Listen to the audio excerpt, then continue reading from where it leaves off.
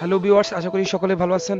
তো আমরা যারা মোবাইল ইউজ করি বা পিসি ইউজ করি তাদের একটাই সমস্যা, যে কিছুদিন ইউজ করার পরে সেটা হ্যাং হয়ে যায়। তো আজকে যে ভিডিওটা সেটা হচ্ছে অ্যাডোব ফটোশপ CS8 ভার্সন কয়েকদিন ইউজ করার পরে এটা কেন হ্যাং হয় বা এর সমস্যা কী বা এর সমাধান কীভাবে, সেই ভিডিওটা নিয়ে আজকের এই টিউটোরিয়ালটা করা। তো আশা করি সকলেই ভিডিওটা লাস্ট পর্যন্ত ইন পর্যন্ত দেখবেন। তো ফিরছি একটু পরে, সেই পর্যন্ত পাশে থাকবেন। আল্লাহ হাফেজ।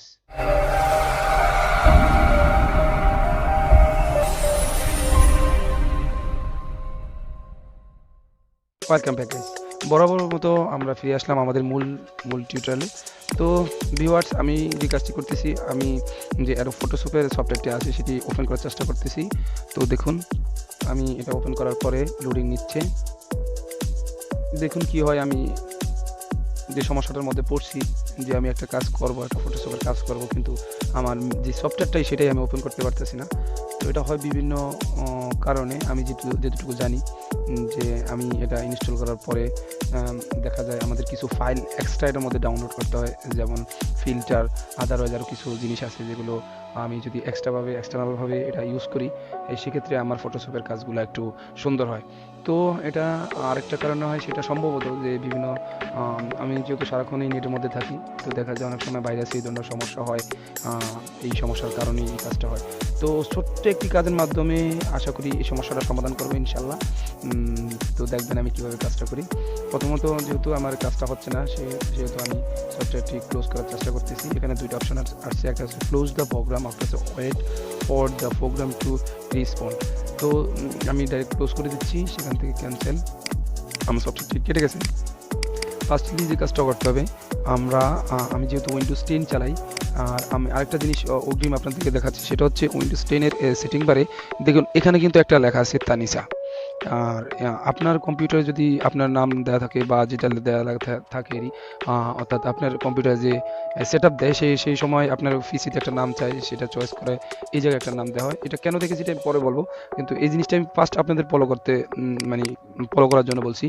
যে আমি সেটিং বারে গেলাম, সেখান থেকে এখানে তানিশা লেখা আছে, কেন লেখা আছে বা কী জন্য এই জায়গায় আসলাম সেটাই পরে বলছি।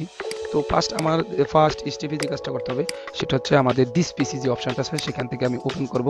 দিস পিসিটা ওপেন করলাম, অথবা ডাইরেক্ট আপনি ক্লিক করে ঢুকতে পারেন। আমি সহজভাবে বা দুইটা সিস্টেমই দেখলাম।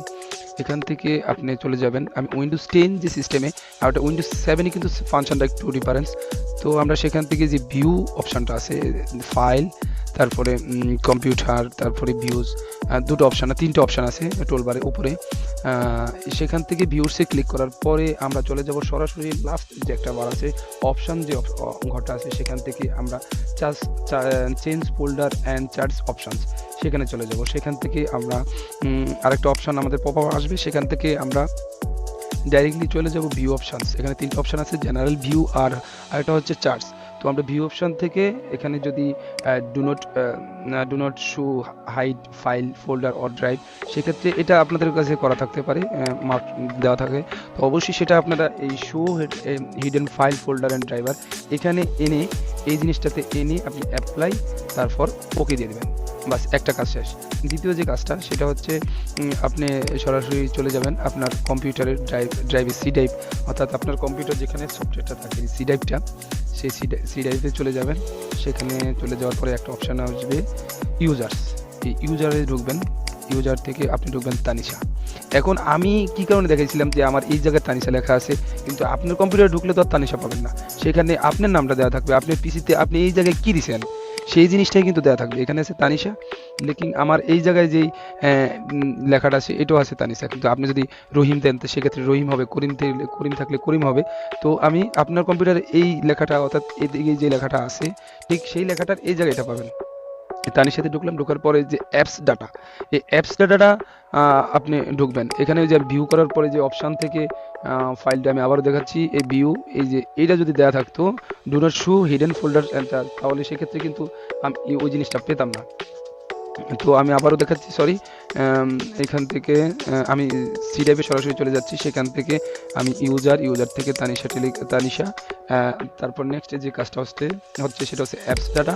সেখান থেকে রিমেইনিং, তারপর আপনার এখানে আপনি ওই অপশনগুলো পাবেন, যেহেতু অ্যাডোব ফটোশপের সফটওয়্যারটা, সেক্ষেত্রে অ্যাডোবটি ঢুকবেন। অ্যাডোবটি ঢোকার পরে আপনি ফটোশপের একটা অপশন পাবেন, সেখানে ঢোকার পরে 0.8.0 যে অপশানটা আছে সেখানে ঢুকবেন। ঢোকার পরে অ্যাডোব ফটোশপ সিএস সেটিং এটাতে ঢুকবেন।